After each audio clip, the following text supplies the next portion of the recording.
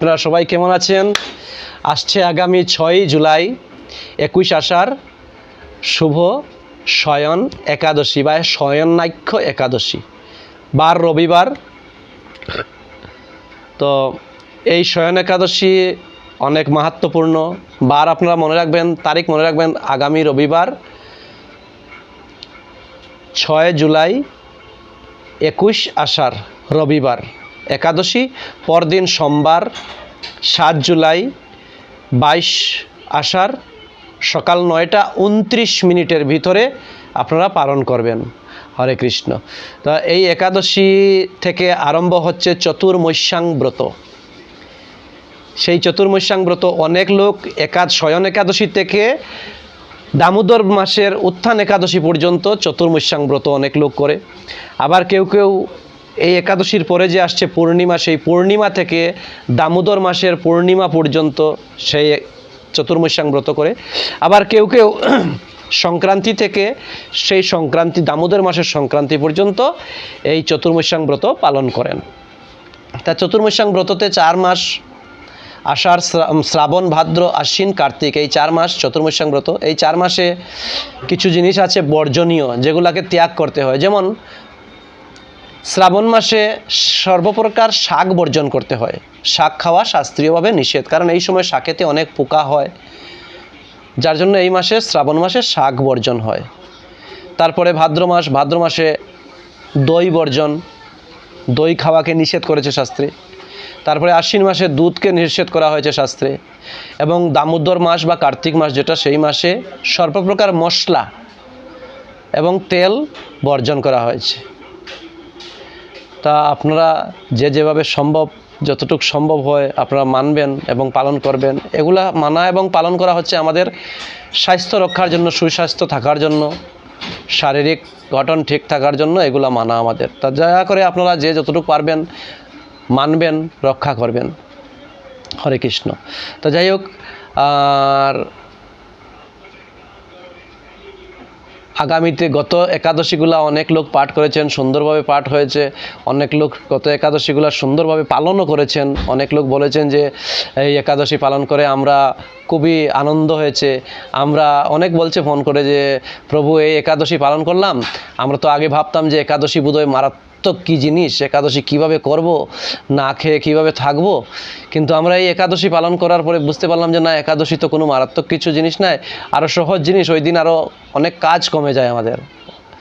তাই আমরা আর একাদশী ত্যাগ করব না, আমরা প্রত্যেকটা একাদশী নিষ্ঠার সহিত পালন করব। আপনি দয়া করে আমাদেরকে আগে বলে দেবেন কবে একাদশী আসছে।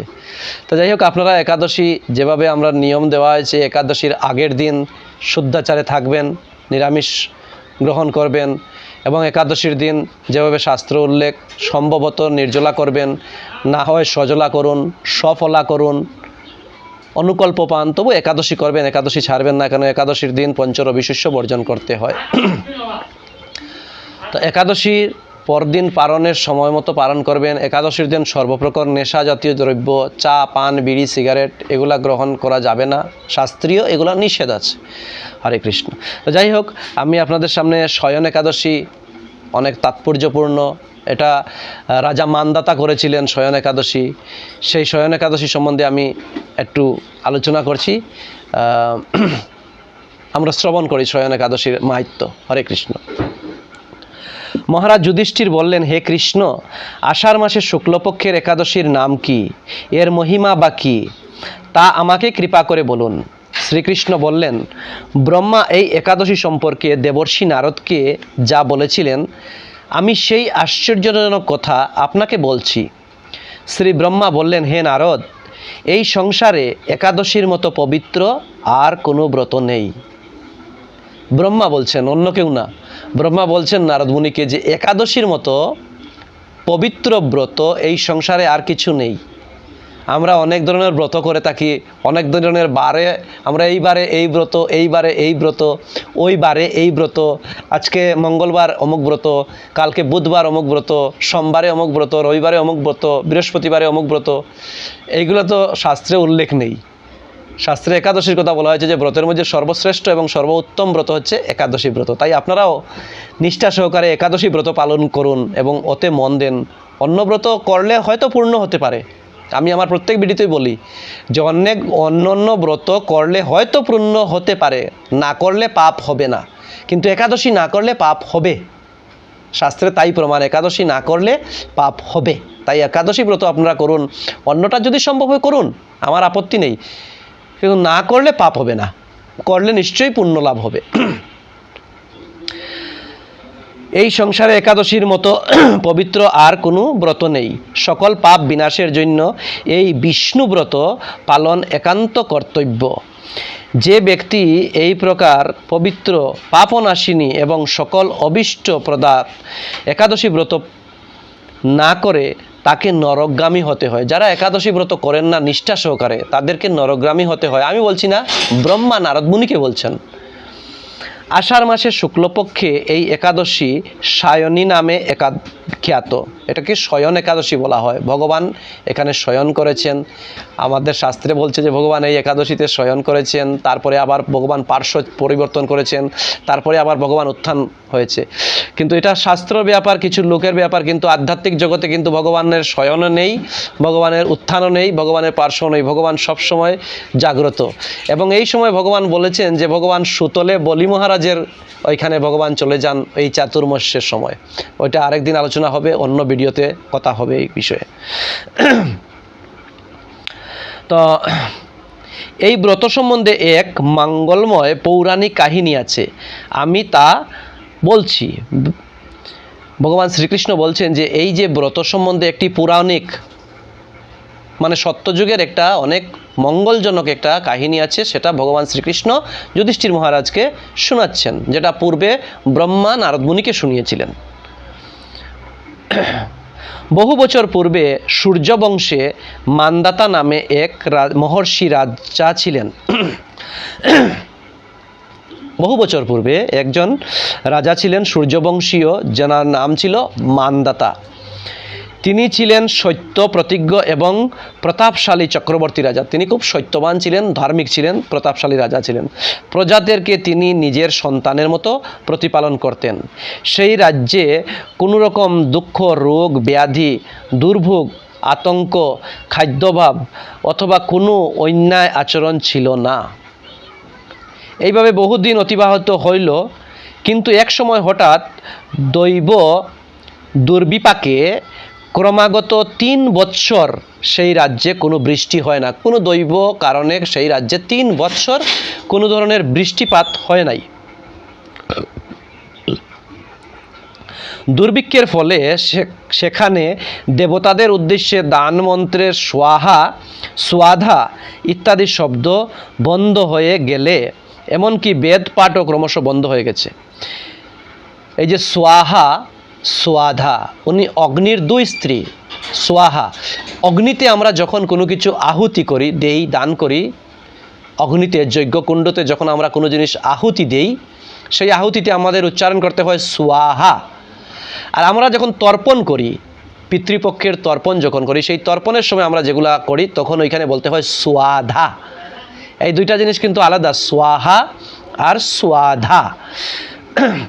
তাই বলছেন যে এই 3 বৎসর যখন কন্টিনিউয়াসলি বৃষ্টিপাত হয় নাই, তাই এই সব কিছু বন্ধ হয়ে গেছে। এমনকি ভগবানের পূজা অর্চনাও মানুষ বন্ধ করে দিয়েছে, কারণ ফল ফসল হচ্ছে না, খাদ্যদ্রব্য নষ্ট হয়ে যাচ্ছে, জল অভাব হয়ে গেছে, দুর্ভিক্ষ দেখা দিয়েছে, যার জন্য পূজা পাইল সব কিছুই বন্ধ হয়ে গেছে। তখন প্রজারা রাজার কাছে এসে বলতে লাগলেন, মহারাজ দয়া করে আমাদের কথা শুনুন। শাস্ত্রে জলকে নার বলা হয়, আর সেই জলে ভগবান অয়ন অর্থাৎ নিবাস। ভগবান অয়ন অর্থাৎ নিবাস, তাই ভগবানের এক নাম নারায়ণ। মেঘরূপ ভগবান বিষ্ণু সর্বত্র বর্ষণ করেন, সেই বৃষ্টি থেকে অন্ন এবং অন্ন খেয়ে প্রজাগণ জীবন ধারণ করেন। এখন সেই অন্নের অভাবে প্রজারা ক্ষয়প্রাপ্ত হচ্ছে। এতএব হে মহারাজ, আপনি এমন কোনো উপায় অবলম্বন করুন যাতে আপনার রাজ্যে শান্তি এবং কল্যাণ সাধন হয়। রাজা মান্দাতা বললেন, তোমরা ঠিকই বলেছ, অন্ন থেকে প্রজার উদ্ভূত, অন্ন থেকেই প্রজার পালন। তাই অন্নের অভাবে প্রজারা বিনিষ্ট হয়, আবার রাজার দোষেও রাজ্য নষ্ট হয়। আমি নিজের বুদ্ধিতে আমার নিজের কোনো দোষ খুঁজে পাচ্ছি না। আমরা অনেক সময় নিজের বুদ্ধিতে আমাদের নিজের কোনো দোষ খুঁজে পাই না। আমরা অনেক দোষে দূষিত। আমাদের এই যে জিনিসটা আমরা যদিও চৈতন্য মহাপ্রভুর আমরা অনুসরণ করার চেষ্টা করছি। চৈতন্য মহাপ্রভু শিক্ষা অষ্টমকে বলেছেন, শিক্ষা অষ্টকমে, ত্রিনাদপি শুনিচেন তরুরূপী সহিষ্ণুনু অমানিনু মান দেনা সদা কীর্তনিয়া সদা হরি। তা আমরা সেই মহাপ্রভুর বাণীটাকে আমরা মানার চেষ্টা করি যে ত্রিনাদপি শুনিচেনু, অমানিকে মান সম্মান দেওয়া। এবং যে ঘাস, তৃণা শব্দ অর্থ ঘাস, ঘাসের উপরে মানুষ পাড়া দিয়ে চলে যায়, সেই ঘাস মাথা নয়ে রাখে এবং মানুষ পাড়া সরানির পরে আবার সেই মাথা উঠায়। তাই বলা হচ্ছে তৃণাদপি শুনেছেন। তাই এখানে রাজা বলছেন যে নিজের যে দোষ, আমার যে কত দোষ আছে সেই দোষ আমি কখনো দেখতে পারি না। আমাদের স্বভাব হচ্ছে আমরা অন্যের দোষ দেখতে আমরা অনেক পারি। তাই আসুন আমরা এই লাইন থেকে রাজাকে ফলো যদি করি, আমরা মানদাতা রাজার যদি চরিত্র অবলম্বন করি, তাহলে আমরা দেখতে পাই যে আগে নিজের কি কি দোষ আছে সেগুলাকে আগে দেখা উচিত। মহাপ্রভু বলেছিলেন, ভারত ভূমিতে জন্ম হইল যাহার, জন্ম সার্থক করি কর পরোপকার। আগে আমাকে ঠিক হতে হবে। চেত দর্প মার্জনম। অন্যকে দোষ দেওয়ার আগে নিজের দোষগুলা দেখতে হবে যে আমার মধ্যে কি কি দোষ আছে। তাই আমরা মানদাতা রাজার থেকে এই জিনিসটা জানতে পারলাম যে আমার দোষগুলো আগে ঠিক করা উচিত, পরে অন্যের দোষ দেখবো। হরে কৃষ্ণ।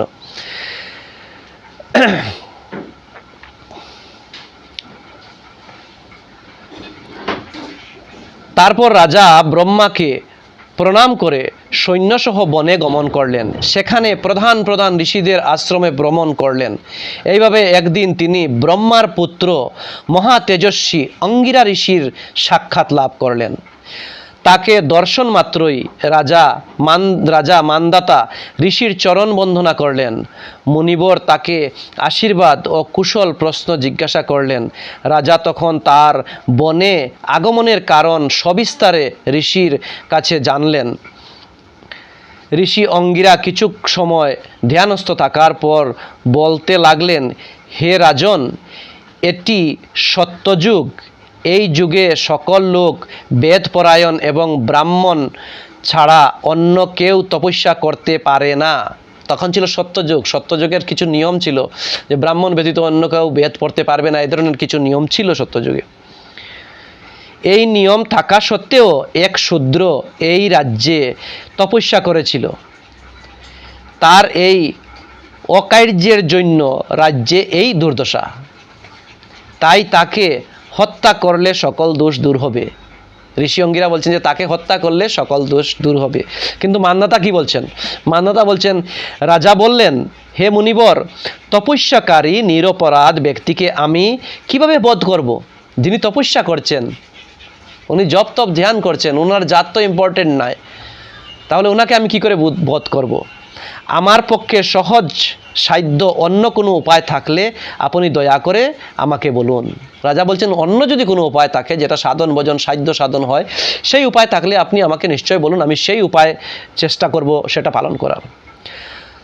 তদুত্তরে মহর্ষি অঙ্গিরা বললেন, আপনি আষাঢ় মাসের শুক্লপক্ষে শয়নী নামে প্রসিদ্ধা একাদশী ব্রত পালন করুন। এই ব্রতের প্রভাবে নিশ্চয়ই রাজ্যে বৃষ্টি হবে। এই একাদশী সর্বসিদ্ধিদাত্রী এবং সর্ব উপদ্রব নাশকারী। হে রাজন, প্রজা ও পরিবারবর্গের সহ আপনি এই ব্রত পালন করুন। কি আদেশ দিয়েছেন? প্রজা এবং পরিবারবর্গ, মানে সকলকে নিয়েই আপনি এই ব্রত পালন করবেন। মুনিবরের কথা শুনে রাজা নিজের প্রাসাদে ফিরে এলেন। আষাঢ় মাস উপস্থিত হলে রাজ্যের সকল প্রজা রাজার সাথে এই একাদশী ব্রতের অনুষ্ঠান করলেন। ব্রতের প্রভাবে প্রচুর বৃষ্টিপাত হলো। কিছু কালের মধ্যেই অন্নভাব দূর হলো। প্রচুর বৃষ্টি হওয়াতে আবার ফসল হলো, অন্ন অভাব দূর হয়ে গেল। ভগবান ঋষিকেশের কৃপায় প্রজাগণ সুখী হলো। এ কারণেই সুখ ও মুক্তি প্রদানকারী এই উত্তম ব্রত পালন করা সকলেরই অবশ্যই কর্তব্য। শাস্ত্রে বলছেন যে এই একাদশী সকলেরই পালন করা একান্ত কর্তব্য। এতক্ষণ আমরা একাদশী মাহাত্ম্য শুনলাম। এবার আমাদের দরকার হচ্ছে যে এই যে কথা বললে তুমি, এটা তো তোমার মন গড়া বললে, এটা কোন শাস্ত্রে লেখা আছে, কোথায় লেখা আছে? এটার প্রমাণ চাই। এটা মন গড়া বললে তো হবে না। তা এটা কোথায় লেখা আছে? এটা লেখা আছে ভবিষ্যোত্তর পুরাণে যুধিষ্ঠির শ্রীকৃষ্ণ তথা নারদ ব্রহ্মা সংবাদে এইরূপ একাদশীর মাহাত্ম্য বর্ণিত হয়েছে। কোন পুরাণে? ভবিষ্যোত্তর পুরাণে এই একাদশীর মাহাত্ম্য সপ্রসঙ্গ ব্যাখ্যা করা হয়েছে। আপনারা যদি কেউ ভবিষ্যোত্তর পুরাণ পড়েন তাহলে ওইখানে এই শয়ন একাদশী সম্বন্ধে সবিস্তার সপ্রসঙ্গ ব্যাখ্যা আপনারা পেয়ে যাবেন। হরে কৃষ্ণ। আর বিশেষ কি, আপনারা একাদশী ব্রত পালন করুন, নিষ্ঠা সহকারে পালন করুন। তারিখ মনে রাখবেন, আগামী 6 জুলাই 21 আষাঢ় পালন একাদশী মানবেন। পরদিন পালন হবে 7 জুলাই 22 আষাঢ় সকাল 9টা 29 মধ্যে। আপনারা যে পঞ্চরবিশস্য ত্যাগ করবেন সেই পঞ্চরবিশস্য দিয়ে পালন করবেন। অবশ্যই একাদশী ব্রত পালন করুন। কোনো কষ্ট হয় না, অনেক আনন্দ হয় এবং একাদশী থেকে অনেক ফল লাভ হয়। তাই দয়া করে আপনাদের কাছে আমার অনুরোধ থাকবে, আপনারা সবাই একাদশী ব্রত পালন করুন। আর বিশেষ কি, যদি ভিডিওটি ভালো লাগে তাহলে কমেন্ট করবেন, লাইক করবেন, শেয়ার করবেন, চ্যানেলটিকে সাবস্ক্রাইব করবেন। হরে কৃষ্ণ, রাধে রাধে।